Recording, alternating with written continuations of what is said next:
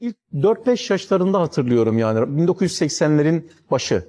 70'lerin sonu 80'lerin başında hatırlıyorum. Aşağı yukarı 4-5 yaşlarındayım. Mesela o zamanın çok müstesna bir zaman olduğunu, Ramazan'ın gelmekte olduğunu böyle o günkü çocuk aklımda emarelerden, alametlerden, değişimlerden idrak edebiliyordum. Mesela babamların evine böyle çuvallarla mesela unun alındığını, çuvalla mesela böyle şekerlerin alındığını falan hatırlıyorum. Böyle yiyecekler alınıyordu ve bir hazırlık vardı. Tatlı bir telaş başlıyordu insanlarda ve anlıyordum ki o zaman bir değişim olacak, bir şey olacak. İnsanlar Ramazan'ı Ramazan gibi, Ramazan'a Ramazan gibi davranıyorlardı.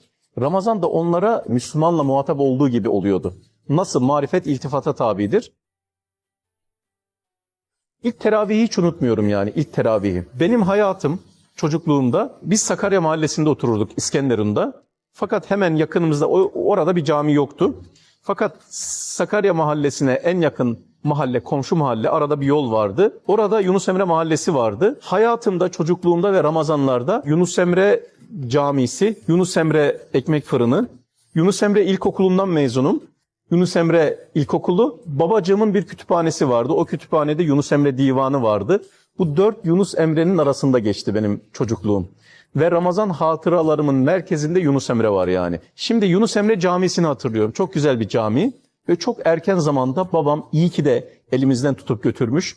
Şimdi böyle kardeşimle bazen benden bir yaş küçük kardeşim var. Onunla birlikte bazen böyle değerlendirmeler yaparız çocukluğumuza dair. Ve iyi ki diyorum babam o zaman elimizden tutmuş ve camiye götürmüş ve Ramazan'ın ne olduğunu biz camide öğrenmişiz. Çünkü normal zamanlarda da bazen babam götürürdü. Ramazan'da normal zamanlarda olmayan bir değişim olur. Mesela caminin bir minaresi vardı. Bu minarenin böyle şerefesi vardı. O zaman böyle şerefenin ışıklarını yakmak, camide işte avizeler var, bir ana avize var.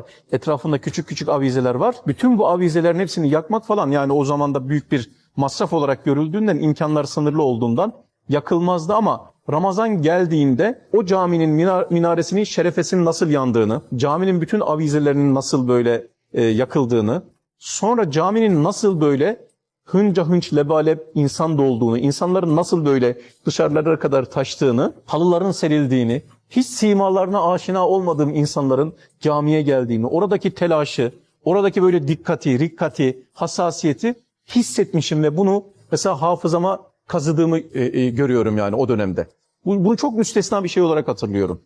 Ve şunu gördüm, şunu anladım. Bizim geleceğe taşıdığımız şey, kendi adımıza, evlatlarımızla aramızdaki ilişki adına, eşimizle, etrafımızdaki alt komşumuzla, geleceğe dair bırakacağımız hatıra sözle ilgili, anlattığımla ilgili bir şey olmaktan ziyade, yaşamayla ilgili bir şeydi ya, hatırlıyorum yani. Şimdi bugünkü aklımla, o günkü çocuk gözümle gördüklerimi muhakeme ettiğimde, muhasebe ettiğimde, Ramazan'a dair elde ettiğim şey bu. İyi ki çok erken bir vakitte, 4-5 yaşlarında, babacığım elimizden tutmuş bizi o camiye, o mescide götürmüş diye şimdi dua ediyor. Mesela ilk sahuru hiç unutmuyorum. Bir dönem dedemlerle birlikteydik. O dönemi ben hatırlıyorum. Dedemlerle birlikte yaşıyorduk. Dedem emniyet görevlisiydi. Bekçi olarak çalışıyordu ama tarlalarımız vardı. O tarlalarda hasatlar yapılıyordu. Bundan yani ne kadar 44-45 yıl öncesine döndüğünüz zaman yaz mevsimine geliyordu. Tam hasat mevsimine geliyordu. Mesela sahurlarda Allah rahmet eylesin dedemin öbür gün çalışacak tabii oruçtan da taviz vermiyor. İşini de yapması gerekiyor. Geçim derdi var, ihtiyaçlar var. Böyle şehriyeli pilavla hoşafı hiç yemekten eksik etmediğini, mesela benim için şehriyeli pilavla hoşaf sahur simgeler ve Ramazan'a dair böyle bir hafıza oluşturmuştur bende. Efendimizin çok meşhur ifadesidir. Tesahharu fe inne fis sahuri bereke buyuruyor Peygamberimiz. Yani sahur yapın, mutlaka sahura kalkın. Çünkü iftar herkes yapar. Mecburen yapacaksınız. Uyanıksınız, işte hayatın içindesiniz falan ama sahur zamanı paranteze alan bir şey. Sahura kalktığınız zaman döngüyü kırıyorsunuz. Yani uyuma, uyanma, mutat işleri yapıp ondan sonra tekrar hayata devam etme döngüsünü sahur kırdırıyor. Ve hayatın bambaşka bir yerine bir pencere açıyor. Şimdi ben şunu gördüm. Sordunuz ya o zamana dair 4-5 yaşlarına, 6 yaşına dair Ramazan'la ilgili hatırladığım en önemli şeylerden bir tanesi o ilk sahurdur mesela. İlk kalktığımda hatırlıyorum. Beni de kaldırdılar. Hatta Ramazan gelecek işte sahura kalkacak falan dendiğinde sahurun ne olduğunu sorduğumda işte gece kalkıp kahvaltıyı gece yapacağız dediklerini hatırlıyorum. Ben de kalkmam lazım, benim de kalkmam lazım dediğimi hatırlıyorum. Kalktığımda O insanların yüzündeki o farklılığı çok derinden hatırlıyorum. Ve şunu gördüm, bir çocuk için sahura kaldırılmak, kalkılan bir sahur, Ramazan'ın feyzinin, bereketinin sonraki yaşlara taşındığı bir hafıza niteliği taşıyor. Bunu kendim o halimle, o zamanki durumla tespit etmişimdir. İlk iftarı hatırlıyorum mesela, ilk iftar zamanını hatırlıyorum. İşte 1980'lerin başı, o ortam, o dönem, şöyle biraz tahayyül ettiğiniz zaman, hani Efendimizin ifadesidir, iftarlının, böyle oruçlunun iki tane sevinci var, bir tanesi iftarda, diğeri de Allah'ın ona verdiği rızıklarla cennette olacaktır ikinci sevinci diye. Ben mesela ilk iftardaki o heyecanı hatırlıyorum. Gözümün önünde böyle canlı kareler var. İftar öncesinde böyle çok tatlı bir telaş olurdu. Hatta işte annem, nenem falan öncesinde çok böyle hazırlıklar yapılır. Belli yani bu zaman başka bir zaman. Yani bir gün önceki yediğiniz akşam yemeği gibi bir şey yemeyeceksiniz. İnsanların böyle üzerinde orucun son demlerini yaşamadan dolayı bir sükunet, sekinet hali olurdu. İşte iftarlar açıldıktan sonra sokağımızın arkasında böyle evimizin arka tarafına bir sokak olurdu. Bir sokak vardı. O sokakta ismini hiçbir zaman öğrenemedim ama böyle taze fındık diye bağırarak böyle güzel bir böyle fındıkçı amcanın geçtiğini hatırlıyorum. Mesela Ramazanlarda çıkardı o piyasaya. Ramazan'ı anlamlı kılan şeylerden birisi de buydu. Bunu çok değerli görüyorum. Üstad Cemil Meriç'in çok güzel bir sözü var.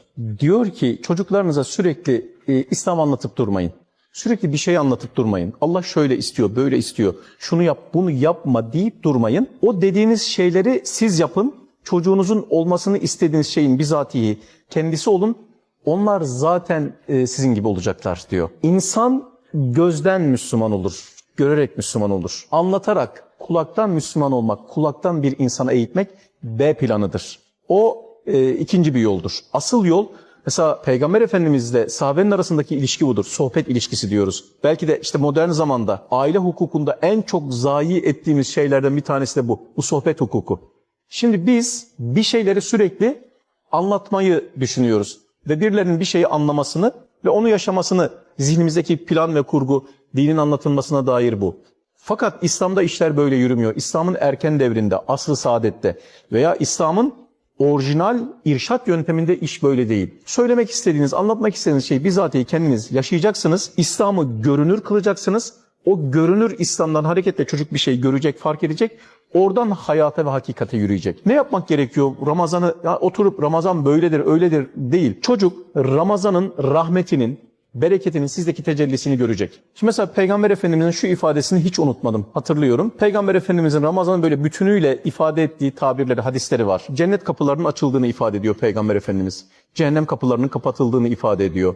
Şeytanların en azıllarının böyle kelepçelere, bukalara vurulduğunu ifade ediyor. Mesela gökten bir münadinin, muhtemelen bir meleğin insanlara şöyle nida ettiğini anlatıyor Peygamber Efendimiz. Ey cennete talip olan, ey Allah'ın rızasına talip olan gün bugündür, harekete gel, gayrete gel diye nida ettiğini, haykırdığını ifade ediyor Peygamberimiz. Şimdi bunun gönlümüze, hayatımıza, duygularımıza, duruşumuza bir etkisinin olması lazım.